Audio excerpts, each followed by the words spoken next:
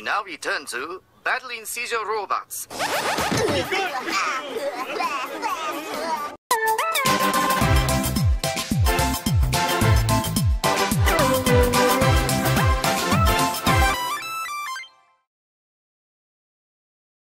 Water,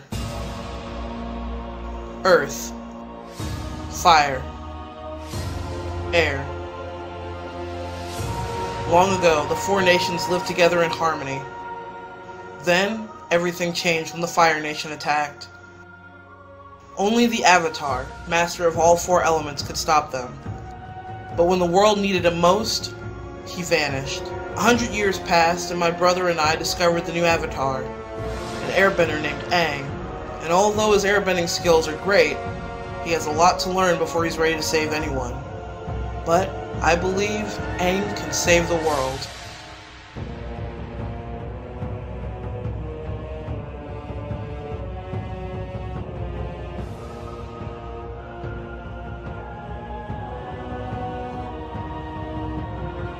So if you haven't been listening, today I'm going to be talking about one of Nickelodeon's best shows, Avatar The Last Airbender. If you were a kid in the early 2000s, you knew that Nick had some of the best cartoons to offer, and you could always count on them for quality programming. Shows like Spongebob Squarepants, Jimmy Neutron, Boy Genius, and The Fairly Odd Parents were like Saturday morning adventures, leaving you with a lot of wacky antics and slapstick humor, with no real major plot lines. But everything changed on February 21st, 2005, when the Fire Nation attacked. I'm just kidding. But in all seriousness, Avatar The Last Airbender made its official TV debut, and soon after it became a beloved classic and one of the first cartoons on Nick with an overarching story.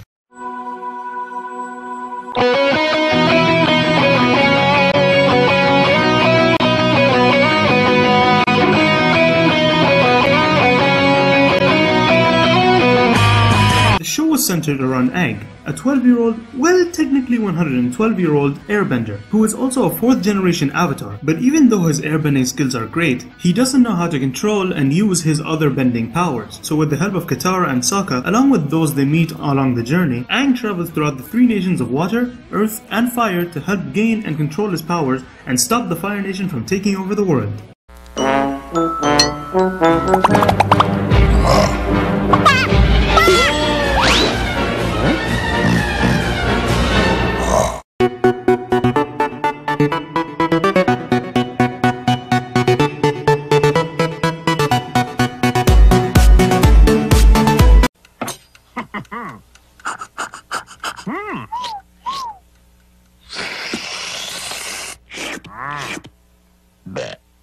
Now that I've summed up the plot of the series, it's time to review all 3 seasons of the show. The show went off the formula of books and chapters. The concept that was used was that the books symbolized the respective seasons, with book 1 being water, book 2 being earth, and book 3 being fire. And the chapters symbolize the episodes and the order in which it comes in depending on the book. Now with that out of the way, let's get into book 1.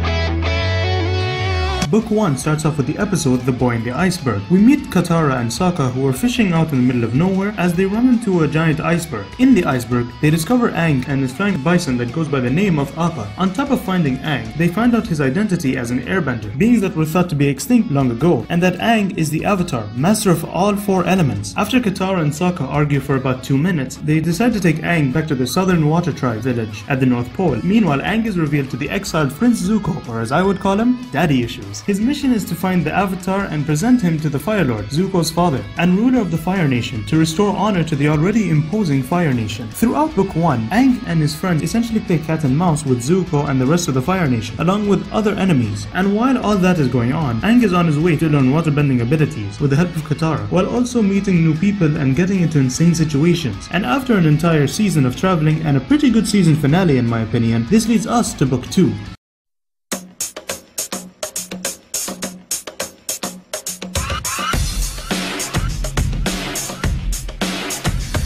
In Book 2, We start off in the middle with the episode Appa's Lost Days, with Aang's flying bison Appa getting bison out by Earth Nation sandbenders. Quick side tangent before we move on. Expert benders, depending on which of the three nations they're from, can bend special elements such as metal, lightning, blood, and sand. It can take a special kind of bender to use it, and it's really fun to watch. Moving on, Appa is traded off to a Fire Nation circus where he is mistreated by the circus trainer, but he is able to escape with the help of a small boy living near there. He later unwillingly enters a fight with a porcupine, and though he manages to win, is badly wounded in the process. Suki and the Kyoshi warriors come across Appa and help him recover from his injuries, but they are later attacked by Azula and her team, forcing Appa to flee. He returns to his childhood home at the Eastern Air Temple, where he encounters a mysterious guru. The guru tells Appa to find Aang in Ba Sing Se, which is where the majority of Book 2 takes place. Book 2 is a wild ride. We find out that the lovely utopia they visit, Ba Sing Se, isn't all it's cracked up to be, as Aang and the gang face many problems when finding their way to find an earthbending master. There's a lot of great character development from different characters, Zuko especially. We get to meet Toph, and overall, it gives us dark tones with amazing moments.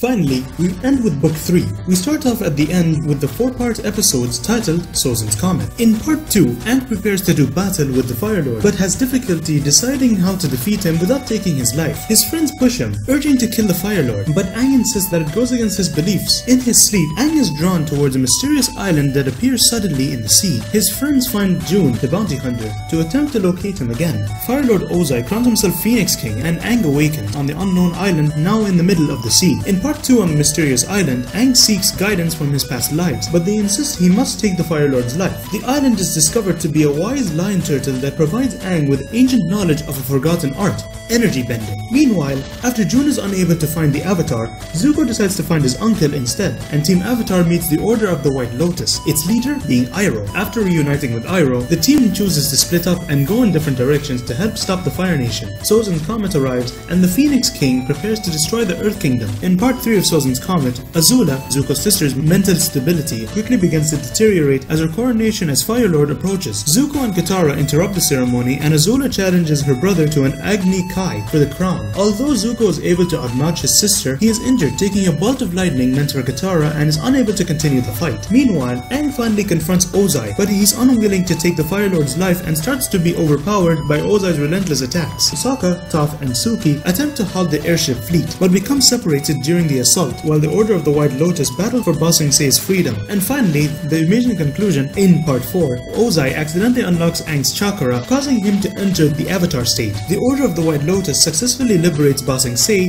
while Sokka and Toph manage to disable all of the airships. Katara defeats Azula and heals Zuko's injuries. Aang in the Avatar state easily overwhelms Ozai, yet still refuses to kill him. He uses an ancient form of bending known as energy bending to strip Ozai of his firebending powers, keeping true to his beliefs and defeating the Phoenix King without taking his life. Newly appointed Fire Lord Zuko declares the war over, with Aang and his friends celebrating together. Aang and Katara share a romantic kiss on the balcony as the series draws to an end. The series had 3 seasons and over 61 episodes. Overall, it was an amazing series, and its sequel series might have been equally, as not if not better. It had killer animation, great characters, lots of action, and on top of that, the story along with the world around it is very groundbreaking. As a final note, it has been found that there was supposed to be a 4th and final season of the show. Unfortunately, that didn't happen, and I want you to guess why. That's right! You're a big fat phony!